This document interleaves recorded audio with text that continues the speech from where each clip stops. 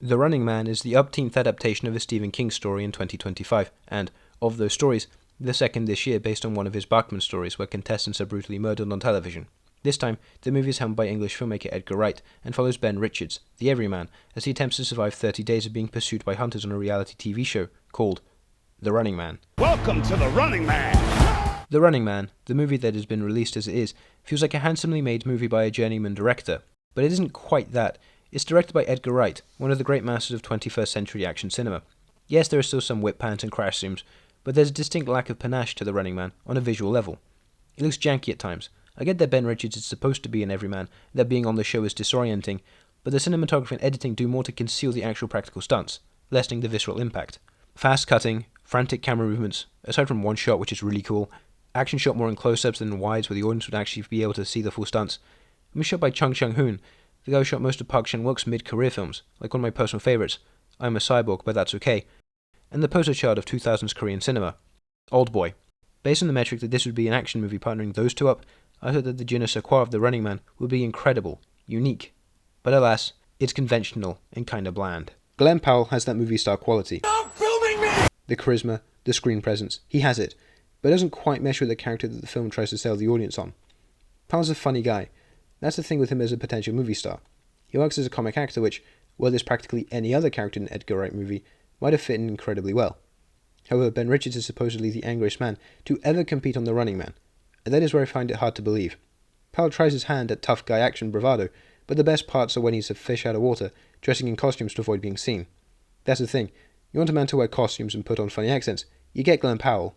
He even does his own stunts, cruising, as it were. The Run is particularly characteristic of that method of action stardom. The ensemble supporting cast isn't aptly campy and heightened to fit the absurdity of the movie's dystopia. The best, in my opinion, is Coleman Domingo as Bobby T, the game show host. He just knows how much theatricality to imbue to the role, both within the movie's tone and the tone of the show within the movie. The collective supporting cast's heightening of the cheesy action movie tropes, some with one-liners and others with a chaotic, hammy TV personality, do the heavy lifting of making the movie click, even if not quite fully enough to be great. In that way, The Running Man feels like an ode to the cheese of 80s action movies, like the original Running Man was, with how colourful the characters are. One of my larger issues comes from the structuring of the narrative, especially how the movie provides exposition, even in the movie's epilogue section. The movie keeps using TV monologues, a pastiche of YouTube videos, and slideshows with narration where the protagonist needs to sit idly by as someone explains to him in detail how the world works. This is poor storytelling in my opinion. It grounds the story to a halt. The writers tried to flavour it with comedy, but it fails to work. It's a slog to get through the exposition as information is dumped onto the viewer in a not-so-subtle manner. I'm down for not-so-subtle, but when it comes to exposition, that needs to be handled deftly to be considered good. Another thing is an issue of timing when it comes to the movie's release. 2025, just 2 months ago, had the release of The Long Walk, which is incredibly similar both thematically and in concept. Even some editing decisions, such as having a text overlay in the bottom left corner revealing the distance/time the contestants have been participating for, are carried over. I much preferred The Long Walk. It's more emotional, and has more interesting character dynamics to follow as it focuses on the relationship between two characters with a few others in the periphery, rather than having a rotating cycle of character introductions. The Running Man ultimately becomes a leave-your-brain-at-the-door kind of action spectacle movie.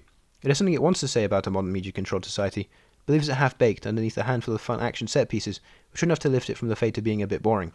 Its satire and social critique is ham-fisted and doesn't stick the landing in a satisfying way. This comes off as very negative because of the potential it had. I thought it was good. Nothing more, nothing less. The Running Man? 3 stars. Well, that's all. Keep on watching movies and form your own opinions. See you in the next one.